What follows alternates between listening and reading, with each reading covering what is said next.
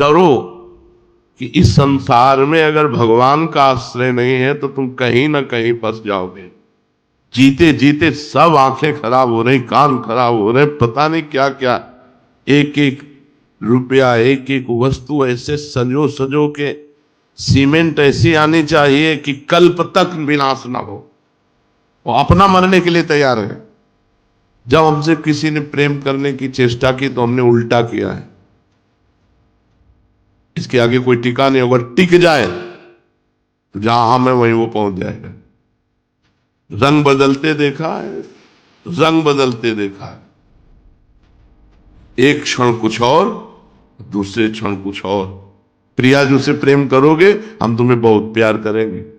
और प्रियाजू को छोड़ करके तुम सोचोगे कि गुरु साक्षात परब्रह्म, तो तुम कसौटी पे आ नहीं सकते।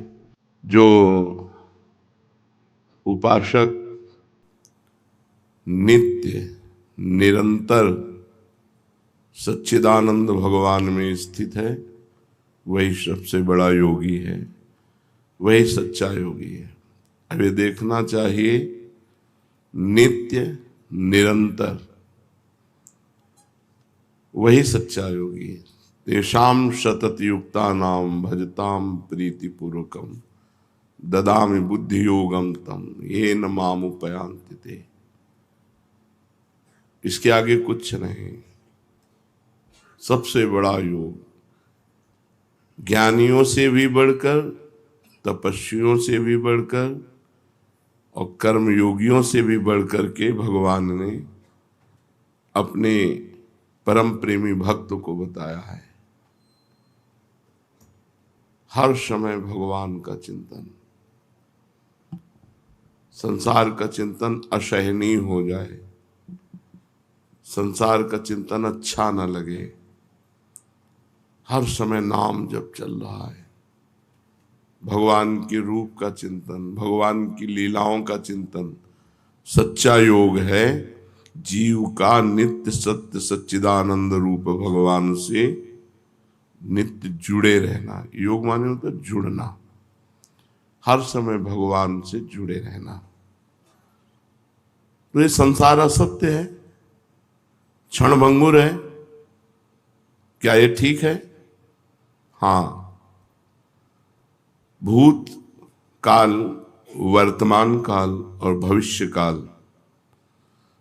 तीनों कालों में इसकी सत्ता नहीं संसार की। ये स्वाप्निक है, इसलिए पूर्ण सत्य है। इसमें कुछ सार बात नहीं। जैसे भूसी में कोई सार बात नहीं होती, ऐसे ये जो आप देख रहे हो नाना प्रकार की भोग विलासता, जैसे आपने स्वप्न में देखा तो जगह तो सार बात क्या मिली? कुछ नहीं।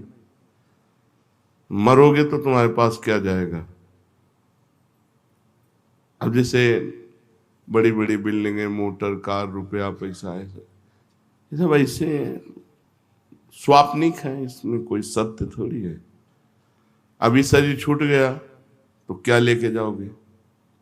कुछ नहीं।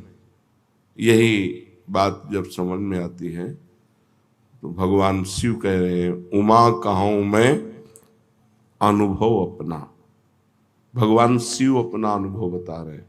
सत हरि भजन जगत सब सपना।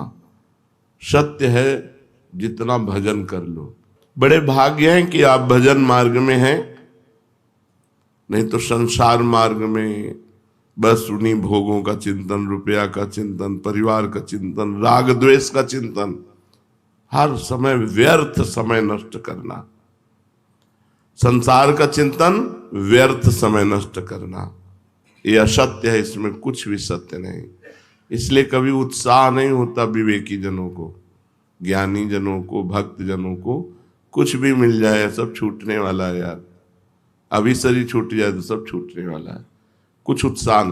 हाँ, ये वादा हो कि तुम मरोगे नहीं, तो भाई चलो मरेंगे नहीं, स्थायी घर बन गया और बढ़िया।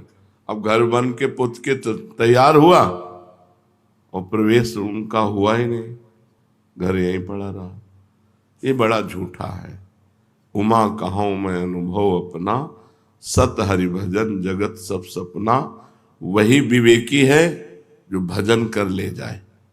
नहीं आकर्षण या इतने में ही संतोष कर लेते कि बढ़िया खाने पीने को मिल रहा, मौत से जिंदगी कट रही। नहीं, जिंदगी काटने नहीं आए, हम जिंदगी में कुछ करने आए हैं। क्या करने आए हैं? उन्नति। कौन सी उन्नति? जो परिणाम में उन्नति हो। मान लो आप यहां बहुत बड़े पद पर चले गए और मृत्यु हो गई तो पद भी गया। हमको वो बात पकड़नी है जो मृत्यु के बाद हमें मिले। मृत्यु के पहले तो सब झूठा है। शरीर छूटने में सब छूट जाएगा तो सब झूठा है। मृत्यु के बाद आपका कर्म आपके साथ जाएगा। अच्छा कर्म, बुरा कर्म या भजन। भजन करो तो अच्छा बुरा दोनों को मिटाकर भगवान की प्राप्ति हो गई। तो कम से कम हमसे बुरा कर्म तो न बने। तो इसके लिए हमें बुद्धि चाहिए, और बुद्धि बिना भजन के शुद्ध होती नहीं। इसलिए बड़ा कलह मचा है। जब संसार का हमें कुछ दर्शन होता है तब लगता है ऐसा संसार है। थोड़ी थोड़ी बात के लिए दूसरा पुरुष मिल गया, पत्नी ने अपने पति को जहर खवा दिया बड़ी चालाकी से। अगर भजन नहीं है तो बुद्धि शुद्ध नहीं है। बुद्धि जब तक भगवान के चरणों का चिंतन नहीं होगा तब तक ये नष्ट करती रहेगी। अगर भगवान का भजन नहीं है तो आप गृहस्थी में भी प्रेम पूर्वक नहीं रह सकते। वासना ही तो है। जब अपने पति में संतुष्टता नहीं तो विश्व में संतुष्टता नहीं होगी, चाहे जितना पाप कर लो। जब अपनी पत्नी में संतुष्टता नहीं तो विश्व में चाहे जितनी स्त्रियों के साथ, वो सब पाप कर्म। तो बुद्धि शुद्ध करने के लिए अगर नाम जप सत्संग है तो बुद्धि शुद्ध हो जाएगी, नहीं तो घोर अशुद्ध होती चली जाएगी। और अशुद्ध बुद्धि ऐसी जगह फंसा देगी जहां लाभ नहीं। भजन के बिना राक्षसी भाव पर शासन नहीं हो सकता, और राक्षसी भाव सबके अंदर है। सुमति कुमति सबके उर राही। सबके हृदय में सुमति है और कुमति है। सुंदर बुद्धि है और असुंदर बुद्धि, राक्षसी बुद्धि है। यदि हम सत्संग सुनेंगे, नाम जप करेंगे तो सुंदर बुद्धि की वृद्धि होगी, और वो हमको अनुभव कराएगी कि संसार में सब कुछ झूठा है। फाइनल में देखो तो सब कुछ झूठा है, लेकिन कोई मानने के लिए तैयार नहीं कि झूठा है। एक एक रुपया, एक एक वस्तु ऐसे सजो सजो के, सीमेंट ऐसी आनी चाहिए कि कल्प तक विनाश ना हो। वो अपना मरने के लिए तैयार है, उनका कुछ पता नहीं कब। बड़ा संसार में क्लेश ही क्लेश है। आप लोग बचे हुए हो, धाम में हो ना, इसलिए असत संसार में भजन बहुत आवश्यक है, बिल्कुल आवश्यक है। जैसे जीने के लिए श्वास आवश्यक है, ऐसे जीवन बिताने के लिए भजन आवश्यक है। यदि भजन नहीं तो बुद्धि कहीं भी बिगड़ जाएगी और फंसा देगी। ब्राह्मी स्थिति में कब रहना चाहिए? अरे हर समय रहना चाहिए, क्योंकि कभी भी मृत्यु हो सकती है।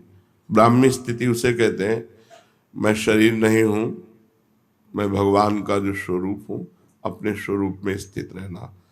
न तन से न मन से किसी से कोई मतलब नहीं। भक्ति में उसी को जब भागवती की स्थिति कहते हैं, वो भगवान के चिंतन में है। हर समय भगवान के चिंतन में रहना चाहिए, नहीं धोखा है। कब मर जाए कुछ पता नहीं। एक गाय को इधर बांध दिया रोड के किनारे, और उसका गोबर उठा रही थी, और एक ट्रक आया, पीस गया। आराम से अपने बच्चे को लिए जा रही, गाड़ी बहकी हुई आई, उसे मार गई। कब कहां क्या हो जाए कुछ पता नहीं, कब कहां क्या हो जाए। इसलिए हर समय राधा राधा राधा राधा। ब्राह्मी स्थिति में नहीं हो तो भाव में, नाम में स्थिति में तो रहा जा सकता है। डरो इस बात से कि तुम्हें मरना है, और मरना है। अगर भजन नहीं हुआ तो देखो जीवों के साथ कैसा व्यवहार कर रहे हैं। बकरा, मुर्गा, गाय, भैंस, ऊंट, कुत्ता, कुछ नहीं बच रहा इन राक्षसों के आगे। ऐसी राक्षसी बुद्धि बन गई है, कुछ नहीं बचा। धीरे धीरे अपने देश में सब बाहरी हवाएं आ रही। अब बताओ, अगर हम बकरा बन गए और जिंदा जलाया जाता है, स्वादिष्ट मांस बनाने के लिए पैर ऊपर बांध दिए गए और नीचे से आग लगा दी गई, वो तड़प तड़प के मरता है। बनना है बकरा, चुपचाप भजन करो, नहीं बकरा बकरी बनोगे। बहुत बहुत दुर्दशा है। हम कभी कभी एकांत में इस बात से कि अरे लोग जान क्यों नहीं रहे कि किस लिए आए, अरे भजन कर ले, नहीं अगला जो होने वाला है उसमें आप कुछ नहीं कर सकते। जैसे पशु पक्षी अन्य योनियों में गए, कुछ नहीं कर सकते। कबूतर चुन रहा है, बिल्ली दौड़ के आई, पकड़ा, एक एक पंख उखाड़ के छील के खा गया। कितना भयानक पीड़ा होती है मृत्यु के समय। वो जब जीवों को देखो, स्कूटी में जा रहे हैं, एक्सीडेंट हुआ, आते निकल के बाहर निकल के पड़ गए रोड में। बहुत विचित्र। डरो कि इस संसार में अगर भगवान का आश्रय नहीं है तो तुम कहीं ना कहीं फंस जाओगे, कहीं ना कहीं तुम पिट जाओगे, कहीं ना कहीं तुम्हारी दुर्गति हो जाएगी। इसलिए हर समय नाम जप करते रहो। ये दैवी संपदा और आसुरी संपदा कहां रहती है? बोले चित्त में रहती है। जो चित्त वासुदेव का चिंतन करता रहता है, चित्त के अधिष्ठात्र देवता भगवान वासुदेव है, उसमें दैवी संपदा वास करती है। और जो चित्त संसार का चिंतन करता रहता है, उसमें आसुरी संपदा वास करती है। बहुत ध्यान देने योग्य बात है। चित्त का चिंतन नहीं छूटना चाहिए भगवान का। अगर चित्त का भगवान से चिंतन है तो दैवी संपदा जागृत हो जाएगी, और अगर संसार का चिंतन है तो आसुरी संपदा। आज प्रायः लोग प्रश्न करते हैं, बहुत उद्वेगित हैं, चिंतित हैं, अशांत हैं, परेशान हैं। क्यों? क्योंकि संसार का चिंतन हो रहा है। देखो 6 घंटा नींद में सोते हो तो कितना अच्छा लगता है, क्योंकि संसार का चिंतन नहीं होता। अगर जागृत में 6 घंटा संसार का चिंतन छोड़कर भगवान का चिंतन करो तो परमानंद में डूब जाओगे। संसार का चिंतन ही आसुरी संपदा है, भगवान का चिंतन ही दैवी संपदा है। सारे सद्गुण उसके हृदय में आ जाते हैं जो भगवान का चिंतन करता है। ये आसुरी संपदा और दैवी संपदा दोनों चित्त में रहती हैं। अगर चिंतन भगवान का अधिक तो दैवी संपदा जागृत हो जाएगी, चिंतन संसार का अधिक तो आसुरी संपदा जागृत हो जाएगी। बंधन और मोक्ष क्या है? संसार के प्राणी पदार्थों का चिंतन करना ही बंधन है और भगवान का चिंतन करना मोक्ष है। तुम भजन कर रहे हो, अभी मुक्त हो, हर समय भजन करो। लोग शरीर सुख के लिए परेशान हैं, और शरीर का सुख त्यागने से आनंद प्राप्त होता है, और शरीर सुख में आनंद प्राप्त करना चाहते, बस यही परेशानी। जीते जीते सब आंखें खराब हो रही, कान खराब हो रहे, पता नहीं क्या क्या। अब तो बड़ी विचित्र समस्याएं हैं। हम सच्ची कहते हैं, हर समय मन इस बात से व्याकुल रहता है कि ये लोग जाने यार काहे को परेशान हो रहे हैं, किसमें समय बर्बाद कर रहे हैं। सबको समझना चाहिए हम आए किस लिए। एकमात्र केवल भगवान की चर्चा, भगवान का चिंतन करते हुए, सांसारिक कार्य करते हुए। बंधन क्या है? संसार का चिंतन। मोक्ष क्या है? भगवान का चिंतन। संसार के प्राणी पदार्थ में ममता ही बंधन है, और भगवान के चरणों में ममता मोक्ष है। तो ममताहीन कैसे बने? क्योंकि ममता शरीर में है, शरीर के संबंधियों में है, भोगों में है। कैसे ममता हटे? खूब सत्संग सुनो और भगवान का चिंतन करो, इसी से ममता चली जाएगी। सबकी ममता ताग बटोरी, मम पद मनहि बांधि बर डोरी। भगवान की यदि चर्चा सुनोगे तो सब झूठा लगने लगता है। हम आपको सच्ची कहते हैं, आज तक हमें कभी ये नहीं दिखाई दिया कि ये हमें प्यार करता है। जहां कहीं लगा तो उत्तर में हमने देखा कि वो अपने लिए हमें प्यार करता है, हमारे लिए हमें प्यार नहीं करता। जैसे बहुत रोना धोना कोई करे, बहुत प्यार दिखा रहा, तो मन कहता है आपको प्यार करता है, तो भगवान कहते हैं रुको हम परीक्षा लेते हैं। और जहां उसके प्रतिकूल थोड़ी सी बात हुई, बस उसका चेहरा सामने आ गया, अरे ये तो हमारे, अच्छा ये प्यार था, बस समझ गए प्यार नहीं। वो अपने लिए हमसे प्यार कर रहा है, हमारे लिए सिर्फ हमारे भगवान प्यार करते हैं, हमारी प्रिया जो प्यार करती है, सब अपने लिए प्यार करता है। आपके लिए बहुत बढ़िया जूता लाए हैं, क्योंकि आप जूता पहनेंगे तो हमें पुण्य होगा, हमारे पाप नष्ट होंगे, हमारा मंगल होगा। तो हमें प्यार से जूता थोड़े पहना रहा है, व्यापार से जूता पहना रहा है। मेरे प्रभु के पैरों में कहीं कुछ लग न जाए, वो भाव ला करके, कहीं एक सुकृत की बात ही नहीं आई कि पुण्य मुझे कोई लाभ मिलेगा, बात ही नहीं आई, ऐसा कोई नहीं। वो तो केवल भगवान ही है। आज तक हमें समझ नहीं, हमको सब नाटक लगता है। जब कोई बहुत बार देखा है, बहुत बार, हजारों बार, लाखों बार देखा है। अब बचपन से बाबा जी तो कोई तुम्हें थोड़ी श्रद्धा कर रहे हो, लाखों श्रद्धालु मिले, लाखों, ऐसे कि आप देखते रह जाओ कि क्या श्रद्धा है। पर अपने पास ऐसी छुरी रही है कि जहां परखी लगाई और देखा कनेक्शन गलत, तो छुरी से काट दिया। तुम विवेक के बिना फंस जाओगे, और विवेक है पहचान। जब हमसे किसी ने प्रेम करने की चेष्टा की तो हमने उल्टा किया है, इसके आगे कोई टिका नहीं होगा। टिक जाए तो जहां हम है वहीं वो पहुंच जाएगा, टिक जाए केवल। कोई विरला प्यार करने वाला मिलेगा।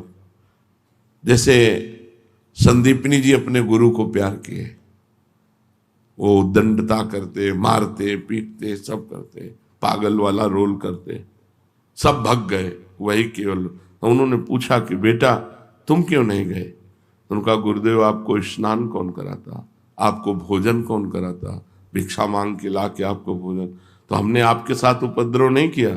बोले किया गुरुदेव।